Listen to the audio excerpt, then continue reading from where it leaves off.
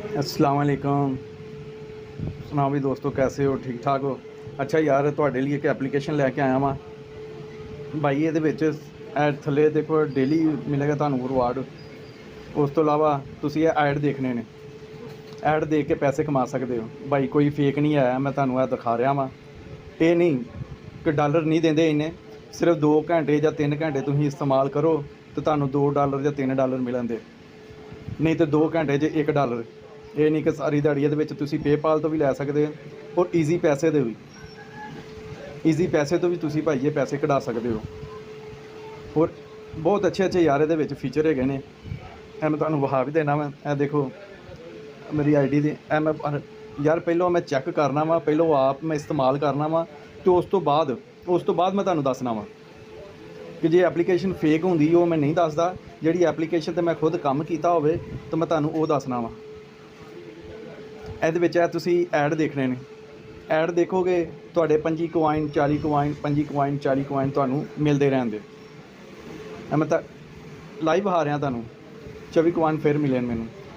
ਇਹ ਸਿਰਫ 4 ਤੁਸੀਂ ਐਡ ਦੇਖਣੇ ਨੇ। ਤੁਹਾਡਾ 1 ਪੁਆਇੰਟ ਬਣਦਾ ਹੋਵੇ, ਉਹ ਡਾਇਰੈਕਟ ਹੀ ਤੁਹਾਡਾ ਡਾਲਰ 'ਚ ਜਾਂਦਾ ਹੋਵੇ। ਇਹ ਨਹੀਂ ਕਿ ਉਹ ਕੁਈਨ ਉੱਤੇ ਬਣਦੇ ਨੇ।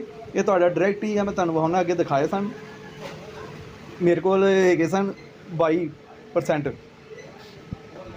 ਸਿਰਫ 4 ਐਡ ਦੇਖਣ ਨਾਲ ਤੁਸੀਂ ਆਪ ਹੀ ਲਾ ਲਓ। 4 ਐਡ ਦੇਖਣ ਨਾਲ 22 ਤੋਂ ਮੇਰੇ 23% ਬਣ ਜਾਂਦੇ ਤਕਰੀਬਨ। ਤੁਸੀਂ ਇਹਦੇ 'ਤੇ ਘੰਟਾ 2 ਭਾਈ ਕੰਮ ਕਰੋ, ਤੁਹਾਡੇ ਡੇਲੀ ਦੇ ਇਹਦੇ ਵਿੱਚੋਂ 300 400 ਹਜ਼ਾਰਾਂ ਨਹੀਂ, ਉਹ ਭਾਈ ਝੂਠ ਹੈ, ਹਜ਼ਾਰਾਂ ਨਹੀਂ, ਇਹ ਤਾਂ ਤੁਸੀਂ ਕਮਾ ਸਕਦੇ। ਇਹ ਤਾਂ ਤੁਹਾਡੇ ਸਾਹਮਣੇ ਮੈਂ ਦਿਖਾ ਰਿਹਾ। 3 ਤੋਂ 4 ਐਡ ਵੇਖਣੇ ਪੈਣਦੇ, ਉਸ ਤੋਂ ਬਾਅਦ ਤੁਹਾਨੂੰ ਇਹ ਪੁਆਇੰਟ ਲੱਭ ਦੇਣ। ਸਮਝ ਲਓ ਕਿ 1 ਐਡ 'ਤੇ ਤੁਹਾਨੂੰ ਅੱਧਾ ਪੁਆਇੰਟ, 4 ਐਡ ਦੇਖੋਗੇ ਅਤੇ ਫਿਰ ਪੁਆਇੰਟ। ਕੋਈ ਫੇਕ ਨਹੀਂ ਹੈ। ਐਪਲੀਕੇਸ਼ਨ ਬੜੀ ਜ਼ਬਰਦਸਤ ਹੈ। ਇਹ ਤੁਸੀਂ ਪਲੇ ਸਟੋਰ ਤੋਂ ਵੀ ਇਹ ਡਾਊਨਲੋਡ ਕਰ ਸਕਦੇ ਹੋ। ਈਜ਼ੀ ਲੱਭ ਜਾਂਦੀ ਯਾਰ। ਇਹ ਮੈਂ ਨਾਲ ਹੀ ਇਹਦੀ ਵੀਡੀਓ ਵੀ ਆ ਕੇ ਲਾ ਦਿੱਤੀ ਹੈ। ਇਹ ਤੁਸੀਂ ਨਾਲ ਹੀ ਵੇਖ ਸਕਦੇ ਹੋ।